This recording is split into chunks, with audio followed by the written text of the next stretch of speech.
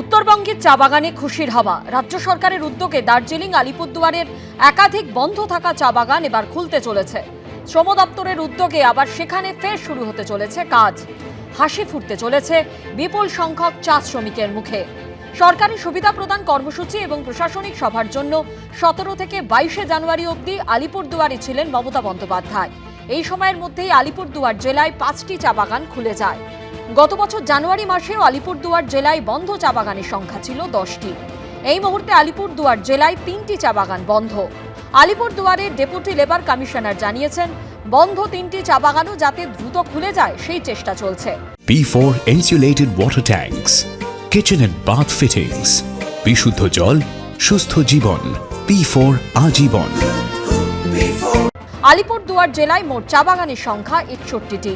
এই চা বাগানগুলিতে স্থায়ী শ্রমিকের সংখ্যা প্রায় 78,000। এর বাইরে অস্থায়ী শ্রমিক রয়েছেন প্রচুর সংখ্যায়। স্বাভাবিকভাবেই চা বাগান খোলার খবরে স্বস্তি ফিরেছে বিপুল সংখ্যক চা শ্রমিকদের মধ্যে। बढ़िया चल रहा है। हम लोग का देना पाना थोड़ा असुविधा है, फिर भी देता है। पत्ती उत्ती तो नहीं है अभी, सूखा रुखा हम कर रहा है मालिक, फिर भी हम लोग को पेमेंट देता है। खुश है आप लोग? खुश है हम लोग। তবে এ নিয়ে শুরু হয়েছে রাজনৈতিক তরজাও। তৃণমূল যখন বাগান খোলার জন্য রাজ্য সরকারকে কৃতিত্ব দিচ্ছে, তখন বিজেপির গলায় এই নিয়ে কটাক্ষের সুর। মাননীয় মুখ্যমন্ত্রী মমতা ব্যানার্জির যে সরকার আছে সেটা একটা এসওপি করেছে।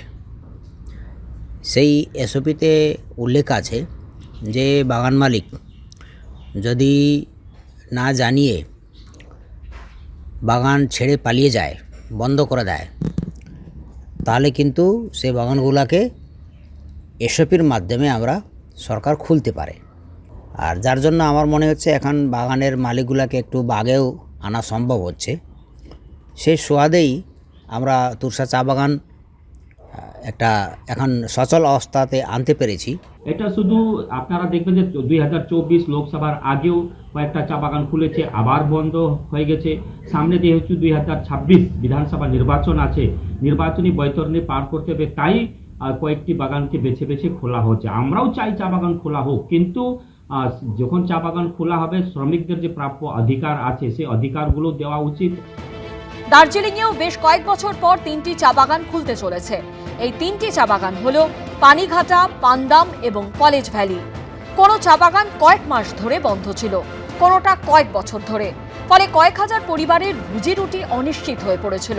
চা বাগান খোলার দাবিতে রিলে অনশন চালাচ্ছিলেন চা শ্রমিকদের একাংশ। অবশেষে রাজ্য সরকারের উদ্যোগে চা বাগান খোলার খবরে তাদের মুখে হাসি ফুটেছে। हम लोग बहुत खुश है, क्योंकि हम लोग का इधर में जो जितना भी माने सीधा साधा माने जो बूढ़ा बूढ़ी है, माने लाटा लंगड़ा है, जो ये सब भी तो अपना बगान में तो काम में जा सकता है ना। बाहर में तो कोई भी लोग भी ये लोग को नहीं ले जाएगा, तो ये लोग तो 2-3 दिन इधर में रोज करके भी अपना गुजारा करेगा। इसीलिए हम लोग बहुत खुश हैं। দীর্ঘদিন ধরে কিছু চা বাগান বন্ধ ছিল, কিন্তু আমাদের রাজ্যের মুখ্যমন্ত্রী, লেবার মিনিস্টার এবং উনি জুডিশিয়াল মিনিস্টারও আছেন মলয় ঘটক মহাশয়, উনি মানে আপ্রাণ চেষ্টা করে উনি যে কটা বাগান আছে বাগানের মালিকের সঙ্গে কথা বলে এটা খোলার জন্য ব্যবস্থা করছে। উত্তরবঙ্গের বিপুল সংখ্যক মানুষ এই চা বাগানগুলোর উপর নির্ভরশীল। রাজ্য সরকারের উদ্যোগে একে একে বন্ধ চা বাগান খোলার ফলে সেই মানুষগুলোর জীবনও আবার ট্র্যাকে ফিরছে। অরিন্দম সেন ও মোহন প্রসাদের রিপোর্ট, এবিপি আনন্দ।